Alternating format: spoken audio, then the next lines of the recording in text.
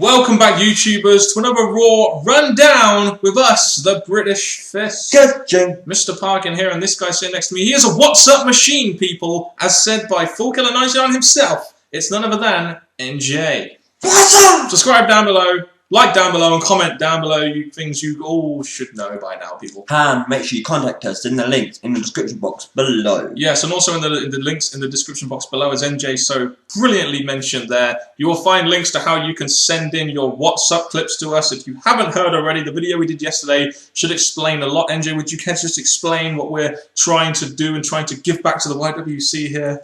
For our numerous past videos, we've been mentioning that we want YouTubers or anyone who can record a video to record themselves, then the all-famous What's Up? Record it, save it, and send it to us via Skype, Facebook, or email. Because what we're going to do is use your short clip within 6 seconds preferably. We're going to put it into a big collage to have as an intro and outro, as it's going to be a long video, to our Elimination Chamber video, which is also my birthday. Which is the reason why we're doing this. So we announced this on the 2nd year anniversary and we're going to keep doing it. A couple of things we want to mention before we go into the actual review. Next week's Raw review is, Raw Rundown, sorry, is going to be Raw Roulette. That should at least make Raw a little bit more interesting. Usually these gimmicks actually help Raw.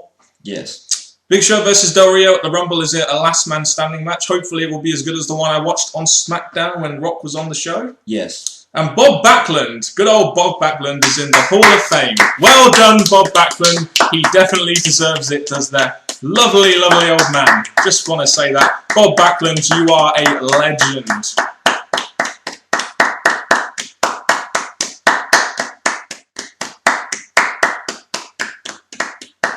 So with the in-ring action and booking this week, it really was a case of guess who, and that is exactly what the game we're going to play here at the British Fist. So NJ, I'm going to announce the match, and you're going to guess who won the match.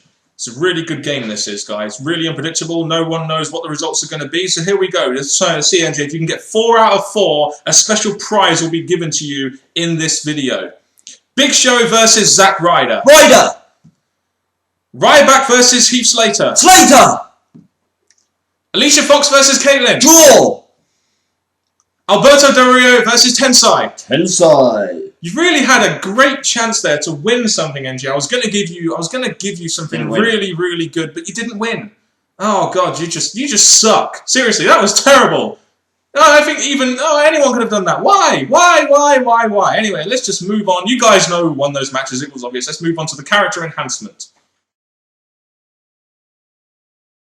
So the one bit of character enhancement that actually did happen on this show was the segment involving Daniel Bryan, Kane, and Dr. Shelby, the anger management graduation ceremony.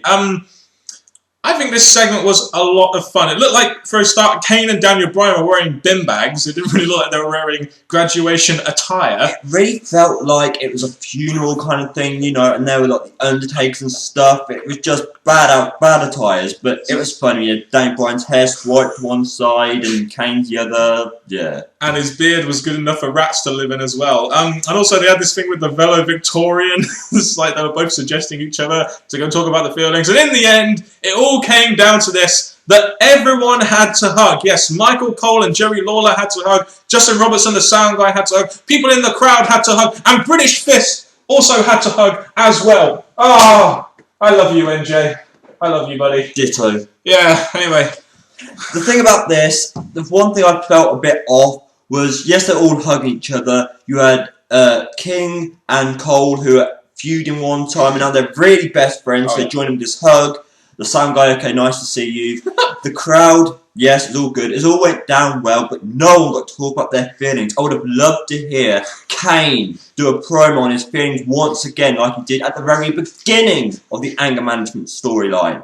But I guess they did this, 1, to round it up, and 2, to add comedy to Raw. It was a really entertaining segment. We know that they've got a match at the Royal Rumble for the tag titles. Just a really entertaining segment. And so Daniel Bryan and Kane are the first graduees, and probably the last graduees from Dr. Shelby's anger management classes.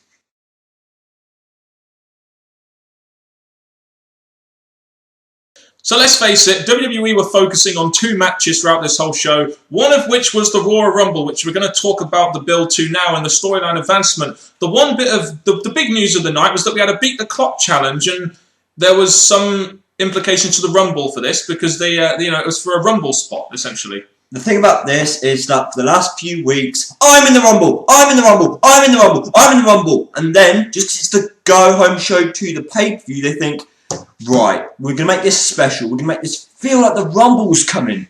Beat the Clock challenge to pick a spot in the Rumble. Yeah. Why? You've had weeks and weeks of people just staying there in the Rumble, then for one show, someone's actually going to go through a tournament kind of thing to determine to be in the Rumble. No, to determine what spot they're going to be in the Rumble. Yeah, I thought it was I didn't think it was a bad idea. The execution was a little bit poor, in my opinion.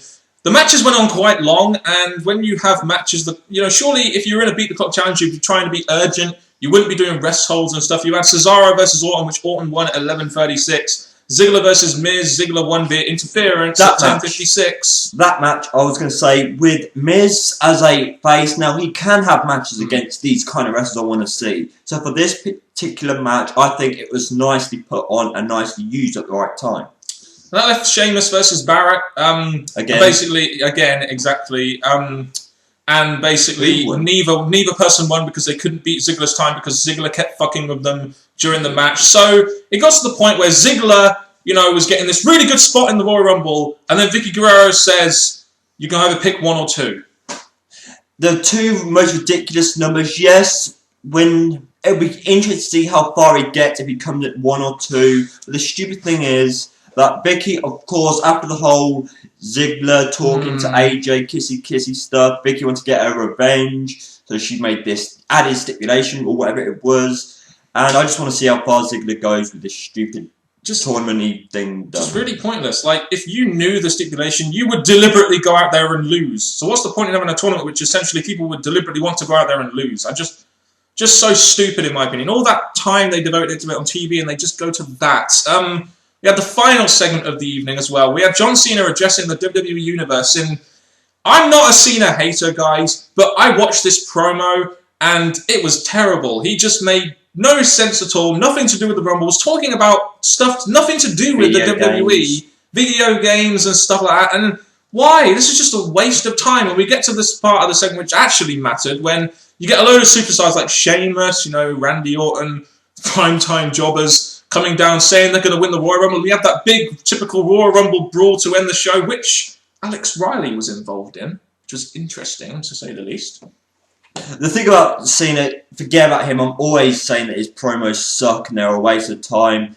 The beatdown, at least it had another bit of Rumble hype, but again, for the week itself, the fact it's a go-home show, WWE were trying to do as much Rumble-related stuff as they can instead of doing it throughout the show. And then you had all these different wrestlers in there. It was nice to see some faces. Alex Riley. Then again, you had some people that you expect they're not going to win. One of those people in there is probably going to win, so there we go. We'll probably give our Royal Rumble predictions in the prediction video, but on Friday we'll give more of our sort of direction as to how we think the Rumble might go.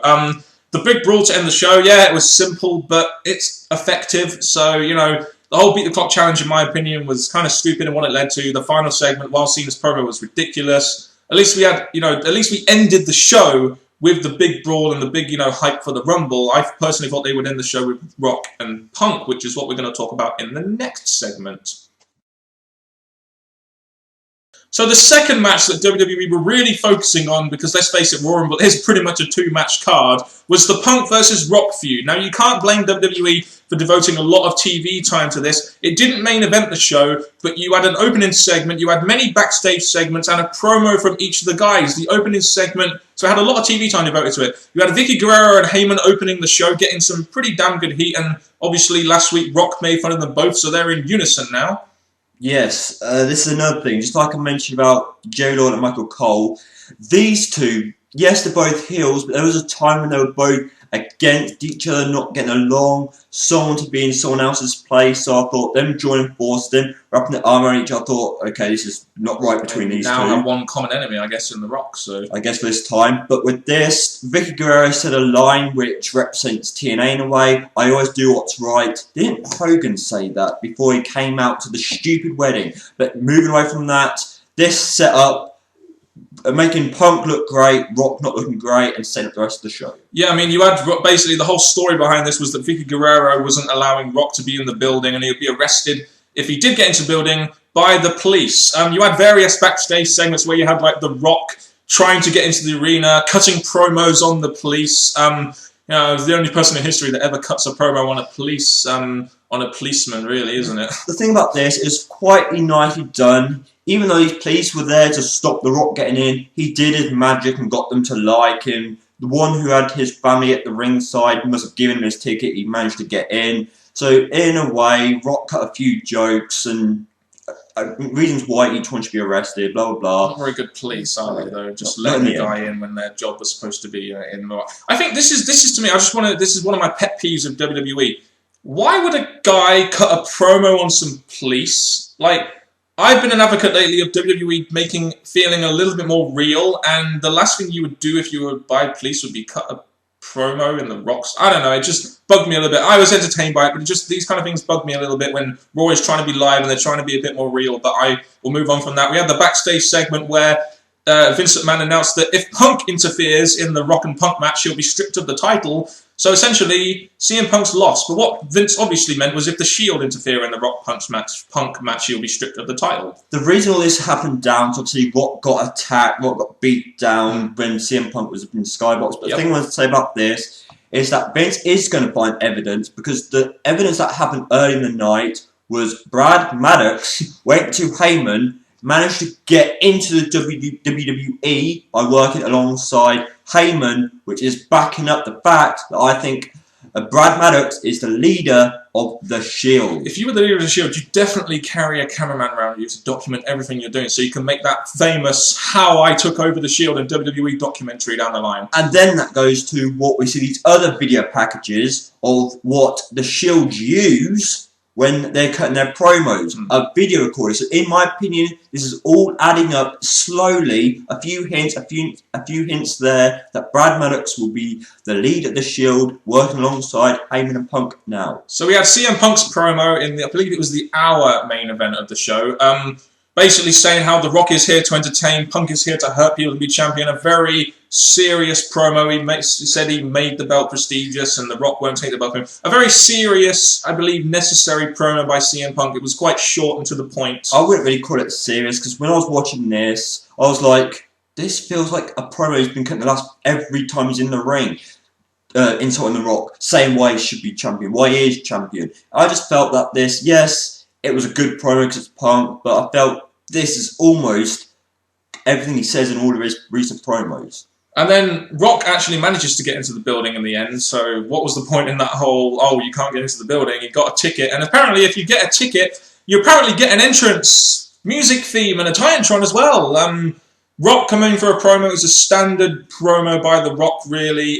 You had the lights go out and the Shield attack The Rock and make him bleed from the mouth, and I'm wondering, Rock, why is no one helping Rock? Like, they would help Ryback, why not? Why is no one helping Rock from this attack? I don't know, it was a good way of getting the Shield heat, though, going into Royal Rumble if they're going to make an appearance. The thing is, with this all building up to Rock to the Rumble, Rock to WrestleMania, for the Shield to attack him of all people is setting a big standard, because it's making the Shield have their big standout moment, and it's all adding up this whole, as we said earlier with the Vince McMahon, is the Shield involved with Punk? Are the Shield going to help Punk retain, and all this big storyline? So for this, yes, no one came down, but the main focus on the WWE's half, not thinking logically, but thinking that's got the Shield what they need. Right, so they devoted a lot of TV time to this Rock and Punk match at the Royal Rumble, which they have every right to do. The big question is, did this stuff get you excited for Rock and Punk, or were you already excited to see Rock and Punk at the pay-per-view? Even though it's happening at the wrong time, it should be at WrestleMania, this match, just when it was set and made, the fact I'm getting to see it, I was really looking forward to it. Agreed. The build, I think they tried, because every week, instead of concentrating on the Rumble, like I said, this is the only show that really felt like oh, we're building up to the Rumble now. This thing, Punk's and Rock's been every few weeks, so I think the match was already set for me. Yeah, they spent a majority of the TV time. There was a lot of filler in there with some of the matches, but they spent a lot of TV time devoted to CM Punk versus Rock and the Royal Rumble match, which, let's face it, are going to be probably about half to maybe 2/3 of the card. So they devoted most of their TV time to that, and it's now time for us. It's now time for us to just give our overall thoughts, get your comments, and move on to the next video. So make sure you give us your thoughts on this edition of Raw down in the comment section below. Make sure you check out our Royal Rumble preview video, which will be uploaded on Saturday. And in Friday's video, the British Fist Wrestling Rundown, we're going to be talking about some Royal Rumble related things as well. Don't forget to send in your WhatsApp clips to us as well via some of the links in the description box below. A little demonstration there by NJ as to what you can do to send it in, but be creative and keep it under 6 seconds, and you will be part of the introduction/outroduction, if that is a word, of the Elimination Chamber review, which falls on NJ's birthday. And now, people, tell us what you thought of Raw when I was doing my live stream during Raw, because Yeah. I weren't going to watch You probably Raw. got more viewers than doing that than Raw. It felt that way, because with this, many people were telling me what happened on Raw. Nothing really stood out. Yes, some of the matches would have been good because of who was in it, but overall, Raw had to do stuff for the Rumble. But please share your thoughts about Raw in the comments section below. We'll reply. And until next time, YouTubers, goodbye.